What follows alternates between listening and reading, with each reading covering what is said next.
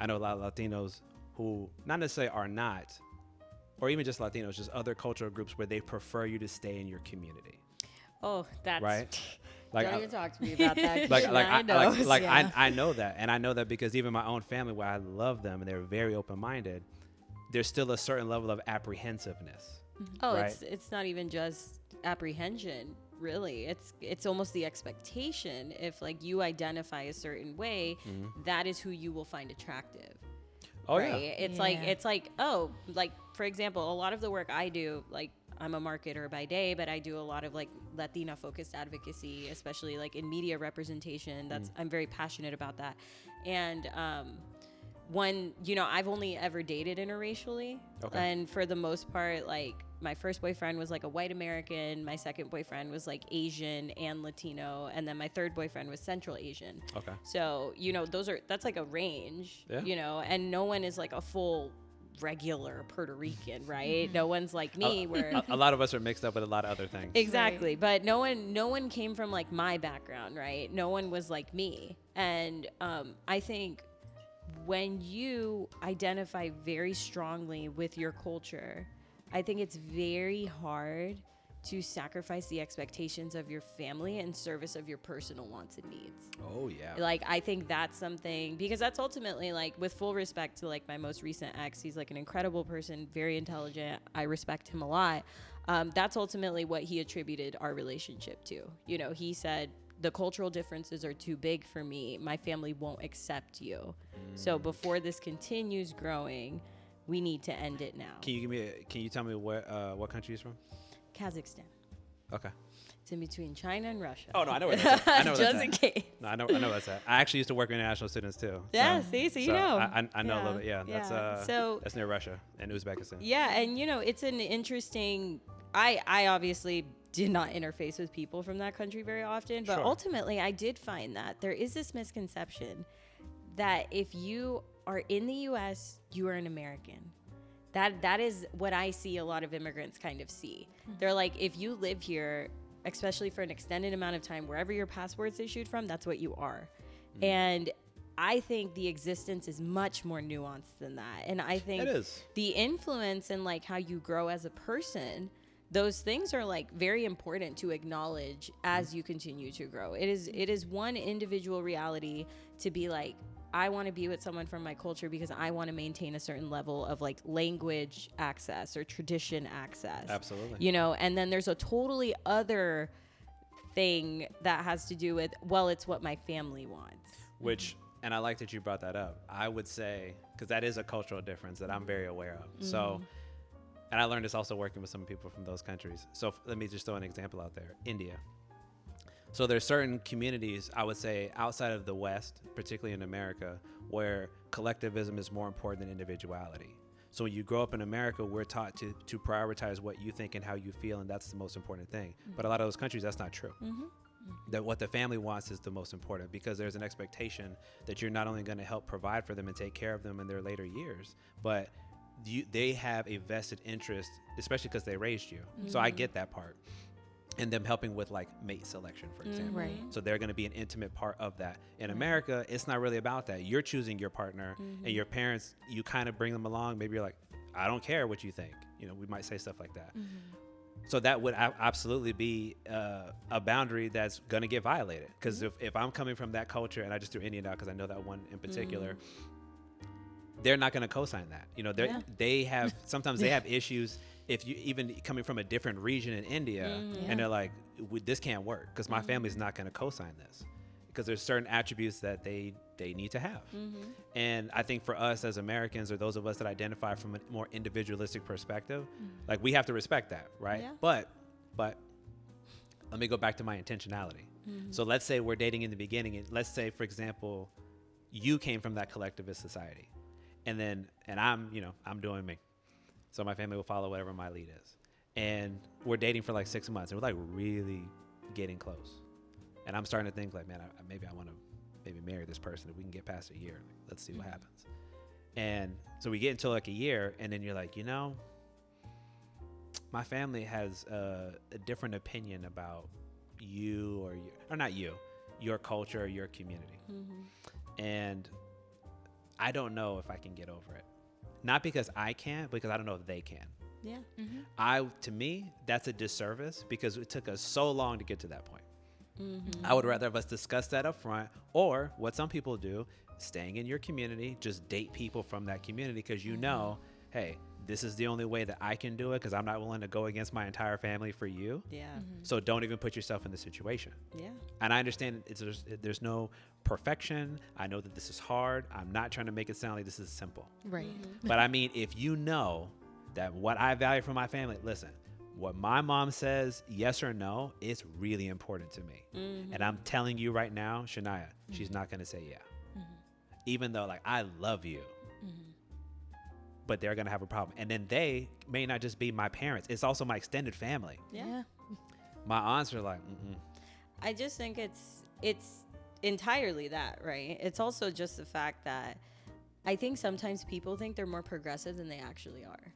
oh, I would say that think- too. I think that's not even something that's unique to like cultural differences, right? That could be as simple as like you enter a relationship, you're both students, and then you graduate together, and then someone starts making a lot of money and the other person isn't, and then you're kind of like, What do I do? yeah, you're like, oh, I don't like that my wife out earns me, and Oh, maybe yeah. I have to be the stay-at-home husband, you know? And I think when you reach a certain age, and you know, realistically in this relationship, I did everything right. You know, I communicated very clearly those milestones. How are we doing? You know, do we want to continue? That kind of stuff.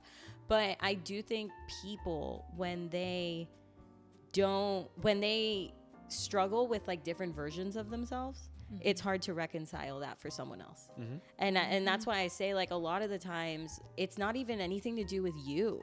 You know, maybe you're just you're the sacrificial lamb. Right. You could be. For however they need it, the mental gymnastics they have to go through to make it make sense, right? But I do think that it's not even just a cultural thing at that point either. It's just like an individualistic thing. How much am I willing to go for my partner?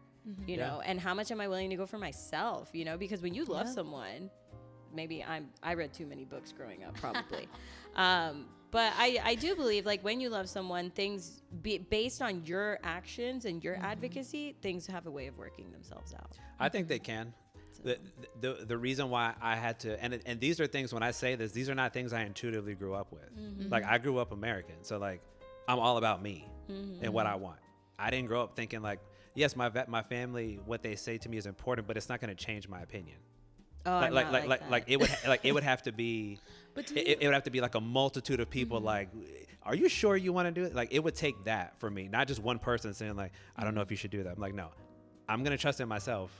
You with me or not? Yeah, I'm not like I'm not quite that much. That's think, okay. It's okay. Yeah. I'm just saying that's I know. that's my Just perspective. sharing though, it's like I do believe in the collectivist mindset of that in some point. Like, I do believe like who you marry or who you form a family with needs to get along with your family. Like, No, I agree with that part. Yeah. I don't mean that I don't want them to have a relationship with my family. What I'm saying is, in terms of like collectivist versus individualistic, from a collectivist perspective, my wants are not going to outweigh the wants and desires of my family. It's just not.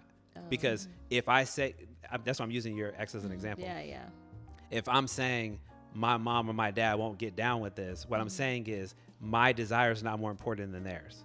Their impression of you and what we would try to build is so important to me, it's going to override even how strongly I may feel. From an individualistic perspective, I don't care what my parents think. It's not that I actually don't care. What I'm saying is, it's won't not going to affect you. override my decision. Yeah. That's my point that I'm saying. I'm not going to let my family dictate to me what I'm going to do. I welcome in the feedback because I know that they're coming from a good place. But they don't try to tell me like, you need to go, or they might say like, I'm a little concerned, or I have a question. Why are you going to do that? And I will entertain that. But if they said straight up, I don't like her, I'm going to ask why. And if there's nothing to substantiate it, I'm going to keep moving forward. Right. Yeah, I think it's just like, again, it's kind of like the difference in your personal confidence too, right? Absolutely. And your ability to make decisions. I think, and you know, again, when there's like a cultural context to it, it gets so much more nuanced too, because you're like, is this in service of like the Latina Ashley or like the Americanized Ashley? You know, like, Good point. who am I servicing at this point? And I think that's where you as an adult, like, you're fully responsible for all the decisions you make from that point forward. And that's why, like, to me, my family's opinions matter. They 100% matter, especially if they're like, something is off, something is weird. I will take that into consideration. Sure. I'm never going to be like, oh, well, you guys don't like them, so I don't care. I'm not like that. Okay. And, you know, that's just like, because I was raised, ultimately, Latino culture is very conservative and it's very collectivist, and it's not this like hyper individualistic thing. Right. But I do think with my parents being more progressive, they went against the grain themselves, you know, they went to like the US and my whole family's like, why are you going there? Like, everyone's here. And my parents were like, no, we want to go. Yeah. So we're going. And they've opened the door now where they are like, you pick who you want to be with. But because I love them, it's like, who I want to be with, I want you to love them as much as I love them. I agree. Yeah. I feel like that's a general, or I would like to believe that that's a general feeling that most people want. You don't want your parents to not like your partner. But what I would say is another aspect of that, like you mentioned, the American versus the Latina, Ashley. So I think it depends on, for those of us that grow up here, that's what I meant about the way you're raised. Because you could even be raised and say like, hey, we're going to hold traditional Latino values. But I still grew up here. You grew up over there. You can't really tell me how I'm going to see the world. You can try. I'm speaking as a parent now. You can try to impress that upon them. If you don't raise them over there, you cannot expect that they're going to hold every single value the way that you hold it. It's just not going to be realistic because they grew up here. So there's levels of freedom, there's level of choice, and there's options that they see from a very young age if they grew up here that maybe your parents did not.